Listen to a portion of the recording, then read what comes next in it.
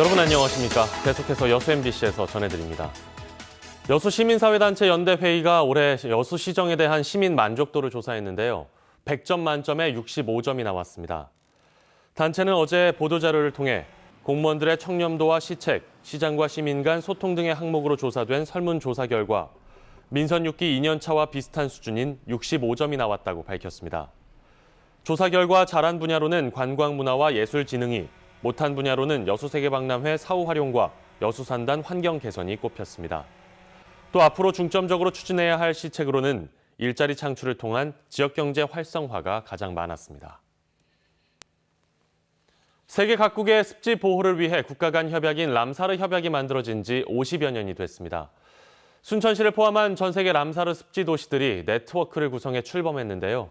그 의미와 과제를 박민주 기자가 짚어봤습니다. 2,800헥타에 이르는 갯벌과 광활한 갈대군락이 어우러진 순천만. 순천만은 지난 2006년 람사르 협약 습지로 등록됐습니다. 지난해에는 순천시가 람사르 습지 도시로 선정되기도 했습니다. 지난 1971년 국제협약으로 시작된 람사르 협약이 50여 년 만에 순천에서 국제 네트워크를 출범시켰습니다. 지난주 순천에서 람사르 습지 도시 네트워크가 공식적으로 발족한 겁니다. 전 세계 7개국 18개 습지 도시가 네트워크에 참여했습니다. The first is that we create a network. There's knowledge, experience, and insights among you that is shared within this group. 람사르 네트워크 공식 사무국은 지난 2016년 순천시에 유치된 동아시아 람사르 지역센터가 맡게 됐습니다. 중앙정부 중심의 습지보호 정책에 지방정부도 적극 참여할 수 있는 창구가 만들어진 셈입니다. 지금까지 국가들이 주도해왔던 습지 보전, 습지 관리 활동을 지방자치단체, 시, 도시 수준에서 이 역할을 해나갈 수 있는 이 문을 열었다고 지금 표현할 수 있습니다. 앞으로 관건은 람사르 습지도시 네트워크가 습지 정책의 새로운 방향성을 제시할 수 있느냐 하는 겁니다. 습지를 도시의 중요한 인프라로 보존하고 현명하게 이용하는 국제적인 모델이 돼야 한다는 겁니다. 세계 5대 연안 습지 순천만을 품고 있는 순천시. 람사르 습지 도시로 선정된 이후 람사르 네트워크 출범으로 그 역할에 무게가 실리게 됐습니다. MBC 뉴스 박민주입니다. 소프트볼 팀의 운영 비리 의혹이 불거졌던 순천 모 고등학교를 감사한 교육청이 관계자들을 중징계하라는 결정을 내렸다는 소식 지난주에 전해드렸습니다. 그런데 해당 학교의 법인이 처분을 유보하고 있습니다. 왜 그런 걸까요? 조희원 기자가 취재했습니다. 순천 모 고등학교 소프트볼 팀의 운영 비리 의혹이 불거진 건 지난달 초. 소프트볼 실업팀 코치인 A씨가 지난 수년 동안 해당 고등학교 소프트볼 팀 선수의 부모들로부터 돈을 받아 개인적으로 유용한 정황이 드러났습니다. 해당 소프트볼 팀을 둘러싼 의혹은 이뿐만이 아니었습니다. 장비 구매 비용이나 훈련비 사용 내역을 허위로 작성해 교육청과 지자체의 지원금을 빼돌리고 학교 체육부장이었던 B씨가 학생 선수들을 상대로 수시로 체벌을 일삼은 정황이 잇따라 제기됐습니다. 지난 한 달 동안 장비를 전수조사하고 관계자들을 면담한 전남도 교육청은 지난 18일 학교 책임자들을 중징계하라는 의견을 학교 법인에 전달했습니다. 교원 징계 규정에 따르면 중징계는 파면이나 해임, 강등에 해당합니다. 사립학교는 법인에서 징계위원회가 있잖아요. 네네네. 네, 그러니까 이제 법인에다가 이 사람에 대해서는 징계위원회를 열어가고 이렇게 보는 거죠. 하지만 학교 법인은 교육청의 의견을 무시하고 이사회도 소집하지 않은 채 교장을 비롯한 책임자들의 처분을 유보하고 있는 것으로 알려졌습니다. 논란이 된 소프트볼 팀만 해체하기로 잠정 결정한 것으로 전해졌습니다. 한편 국회 교육위원회가 지난 국정감사에서 제출받은 자료에 따르면 최근 6년 동안 교육청이 사립학교에 내린 징계 처분이 그대로 이행된 사례는 절반밖에 되지 않는 것으로 나타났습니다. 나머지 절반은 교육청 징계 수위보다 낮은 징계를 내려 사학법인의 제19 감싸기가 심각한 상황입니다. MBC 뉴스 조희원입니다. 제1회 고흥 유자 석류축제가 어제부터 다음 달 3일까지 고흥 군청 앞 광장과 풍양면 대청마을 일원에서 열립니다. 올해 처음으로 열리는 고흥 유자 석류축제는 유자 따기와 유자청 담기 체험, 유자 석류 가요제 등 다양한 체험과 공연, 경연 프로그램으로 열려 관광객들이 늦가을의 정취와 즐거움을 만끽할 수 있는 기회가 되고 있습니다. 고흥은 유자와 석류 전국 최대 주산지로 전국 생산량의 각각 53%와 68%를 차지하고 있습니다.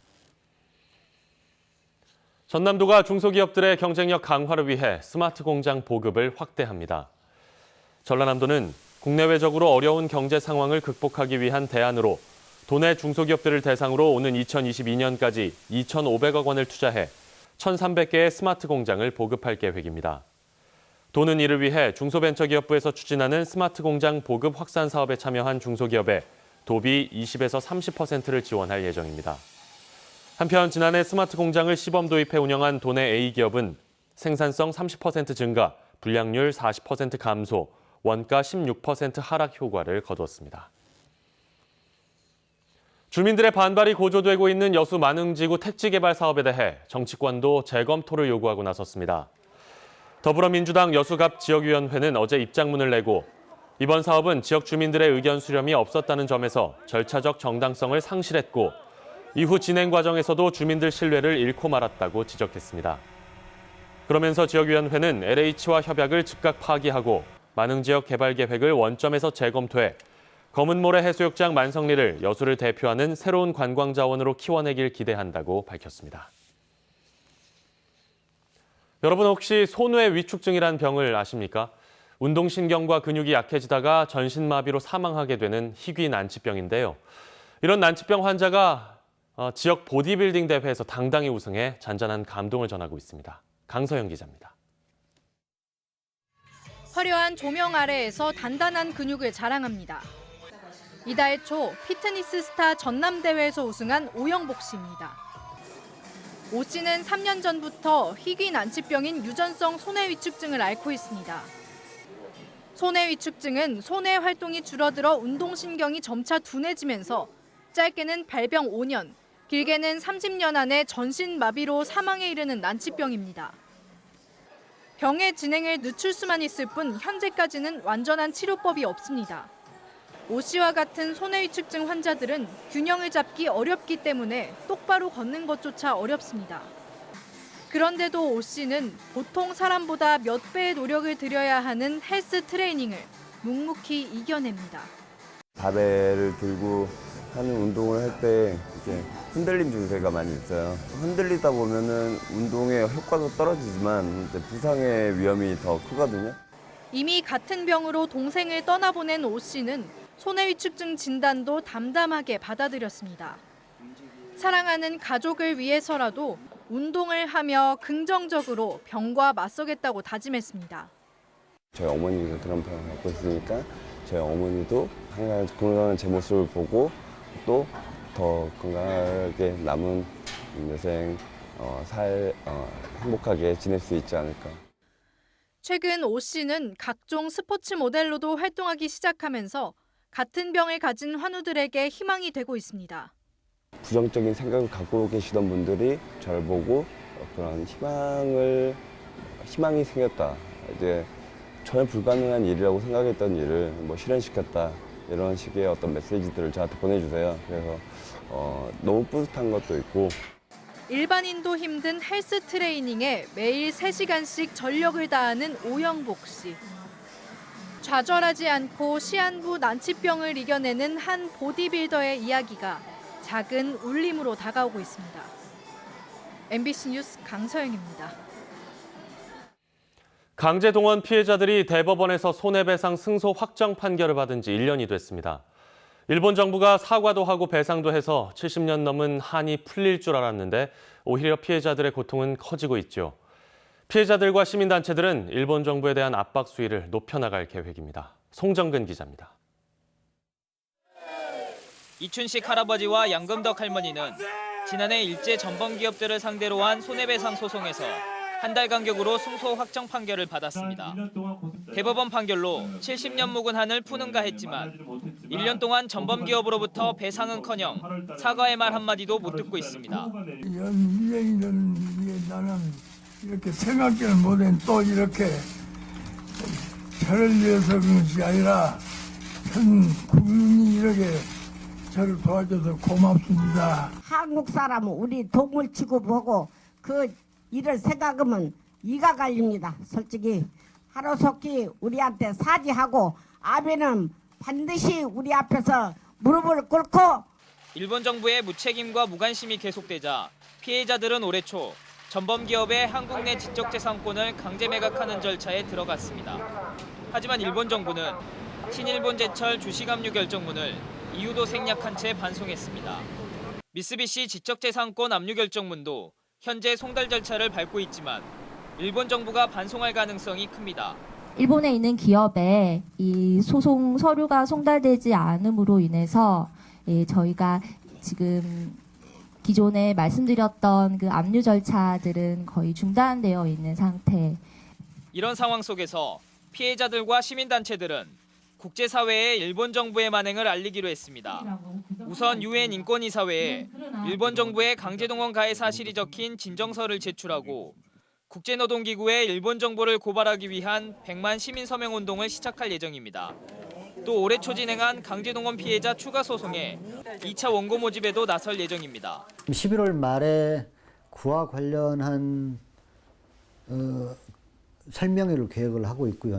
12월 연내에 추가 제소할. 진정어린 사과를 기다리는 동안 아흔이 훌쩍 넘어버린 강제동원 피해자들은 여전히 반성할 줄 모르는 일본 정부의 태도에 더욱 큰 고통에 시달리고 있습니다. MBC 뉴스 송정근입니다. 광양시가 광양읍 도시재생 활성화를 위해 대학생들의 참신한 아이디어를 받습니다. 광양시는 오늘부터 다음 달 2일까지 광양읍 읍내리 창고 일대에서 광양읍 도시재생 골목 활성화를 위한 대학생 공모전을 개최합니다. 이번 공모전에는 전국 17개 대학교 60여 명의 대학생과 도시재생 전문가 15명이 팀을 이뤄 팀별로 골목길 담장과 유휴부지를 활용한 시설물 구축에 나서게 되며 선정된 작품은 도시재생 사업에 적극 반영시킬 계획입니다. 고흥군이 해외 수출 바이어들을 초청해 식품발전 포럼을 가졌습니다.